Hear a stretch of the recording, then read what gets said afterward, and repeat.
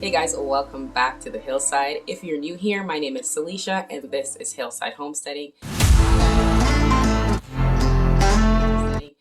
I like to talk about topics that pertain to homesteading, farming, and basically living on our land, trying to provide our food for ourselves. I also love to do videos where I just give you guys my opinion and where I talk about some controversial hot button topics that, might get conversation going, but I really like to just put my opinions out there and leave it to you guys to determine whether or not you agree with me or if you just think I'm completely out to lunch. So today I wanted to talk about self-sufficiency and how attainable is self-sufficiency really for the regular family, the regular homesteader, people who just own a small farm, who love living out in the country, enjoying their chickens and their animals, their livestock. They love gardening. How attainable is it for those of us who live this lifestyle to actually be self-sufficient? And I'm not just talking about like providing your own meats or providing some of your own vegetables or trying to supplement what you have from the grocery store. I mean, those of us who think that 100% self-sufficiency is attainable. Is it really though? Let's talk about it. Over the past few years of being a homesteader and providing some of my own food, some of my own natural medicines, and just trying to leave the rat race behind and really focus on family, my farm, my livestock, and just getting back in touch with our food and with nature and really just living a more wholesome life. For me, that was the goal. But a lot of people, they have the goal of being completely and 100% self-sufficient. And that's why I wanted to touch on this today, because is that really an attainable dream? I know a lot of us see these curated blogs or websites with social media posts of beautiful pantries full of canned goods, of foods that people have preserved. But really, my first question is, are those people actually eating all of those beautifully preserved canned goods? Because a lot of canned goods just don't taste all that great. Flavor and the texture is just not the greatest. Certain things, they can sit in my pantry for months, years, and they don't get eaten. So if that's happening to me and a lot of the other farmers I know here, I go to their homes and there are things on their pantry that they've preserved years and years ago and no one is eating it. So I'm putting the question out there, how much of that canned foods are you actually eating? How much of it do you prepare for your family on a daily basis? And is it enough that it's worth your time, your energy, and the equipment and supplies and everything that you need to actually do the canning? Some things need to be pressure canned. So you have to figure out which process of canning is best for what type of food you're trying to can. But on top of that, I just haven't found that canned foods taste all that great. Canning like soups and stocks is actually really good. Also canning tomatoes, tomato sauces, salsas, those are absolutely delicious and I love canning those and making those every year, but I'm not living off of salsas and soups, right? So again, are you actually eating all of those foods you're canning? You can can a bunch of different things, but if you're not eating it, then what was the point really, right? And if your kids don't like it, if certain members of your family do not like it, then is it really worth your time, your energy, your effort? So you either have to grow all of those vegetables and fruits and whatever else it is you're trying to can, and do all of the things that you need to do for the garden. And on top of that, let's say if you live in an area like mine where we have really short growing seasons, you're gonna need a greenhouse. You have to process, and it takes time and energy and effort. And if you don't have the proper canning equipment, you also have to go out and purchase those. You'll need a pressure canner if you're trying to can things like meats and low acidic foods. So yeah, you're gonna have to spend a bit of money on the canning equipment themselves and the jar. If you want to grow enough foods that you're going to actually can and preserve, then is it actually worth it with the effort and the time? And you also have to think, right, can I purchase this item organically at the grocery store? I know we all hate that, but the grocery stores are there for us.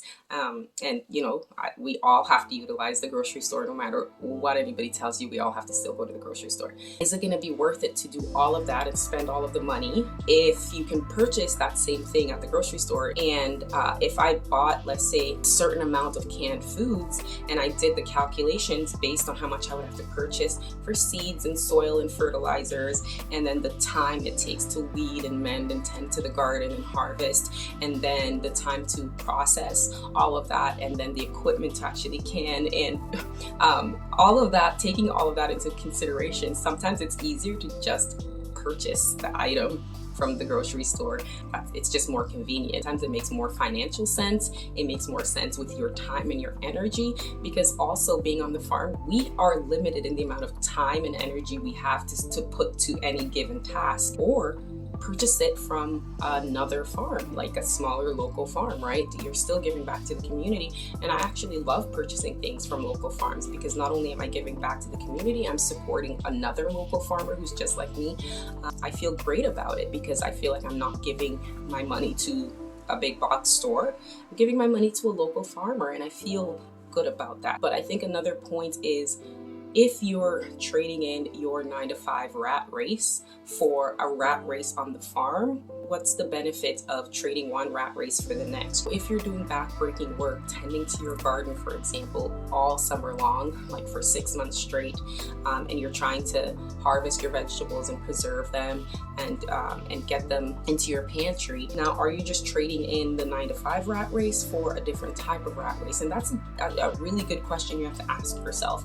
Are you wearing yourself thin on your farm just as much as if you wear yourself thin if you were doing a job working 9-to-5? But I would love to know what you guys think. So make sure you leave your comments down below, because I really like to spark a discussion. Actually post about this on my Reddit page. I'll leave a link to my Reddit in the description for you guys, so you can check it out. It sparked a huge conversation. It kind of went viral, but it was about, like, are you guys actually eating these canned foods that you're preserving? Because I know, for example, when I first started to preserve my food, a lot of people were like, make pickles out of your cucumbers, but you can only eat so many pickles, right? I still have pickles from like 4 years ago that I made in my pantry that I'm not gonna eat. Same with some canned whole tomatoes. I canned whole tomatoes, they're still fine, but I don't have anything to make with them. So just let me know below, are you really eating it all though?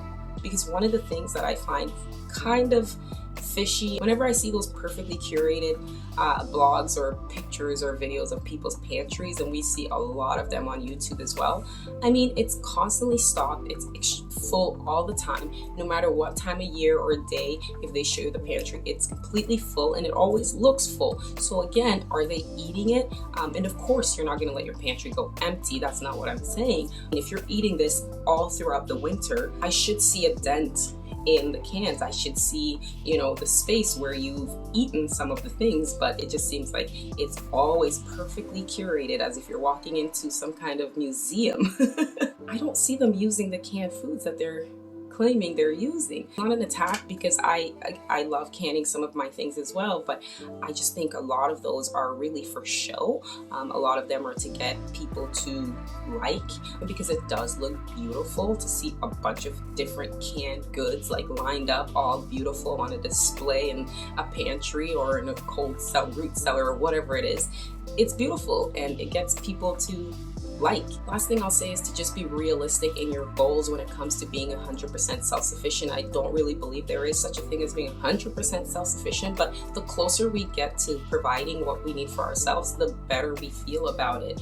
I love having all of my own eggs and my own chicken, and I don't have to purchase chicken. Like, usually for about 9 months out of the year, I purchase a quarter leg of beef, and I don't really have to purchase any beef, usually for 2, maybe 3 years, depending on how much beef we're eating that year. So I love to do that, and I like to do that because it also keeps things realistic. Like, I'm not going to be able to grow my own beef cattle, but I can purchase grass-fed or at least grain-finished beef from a local butcher or from another farmer who has the room and the space and the know-how to raise those animals properly. So that frees up my time, my energy, and my finances as well. My takeaway is to just be realistic with your goals. It's okay to not be tethered to your garden 24 hours a day, 7 days a week for the entire summer, because summer is a beautiful time. Summer doesn't last forever, and we like to enjoy the sun. We want to go out to the beach, we want to take a camping trip, we want to go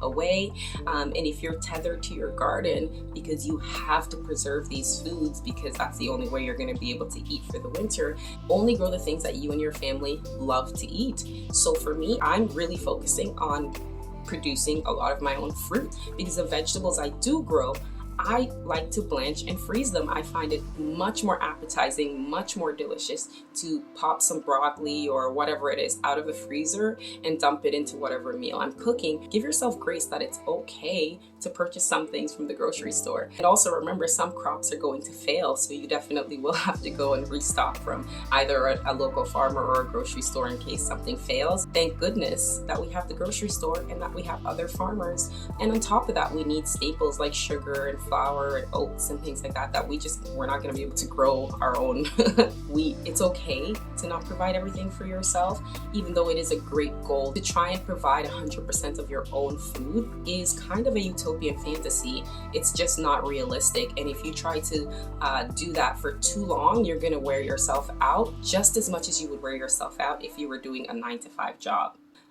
Trying to provide 100% of your food for yourself probably won't happen, and that's okay. Don't feel bad about that, because you still want to enjoy your farm without it becoming a chore, without it becoming too burdensome. I read a really great blog post the other day, about a homesteader, and she was in that similar situation to have something that was not being eaten by the family. How much of your crops did you preserve, and how much do you eat on a yearly basis? And do you find that canned foods are just as good as, frozen foods or any other foods? Do you eat those foods after they've been preserved? And what do you think about self-sufficiency? Is it really attainable to be 100% self-sufficient? Make sure you guys check out the links as well in the comment section below, and I will see you in the next one. Stay peaceful. Bye.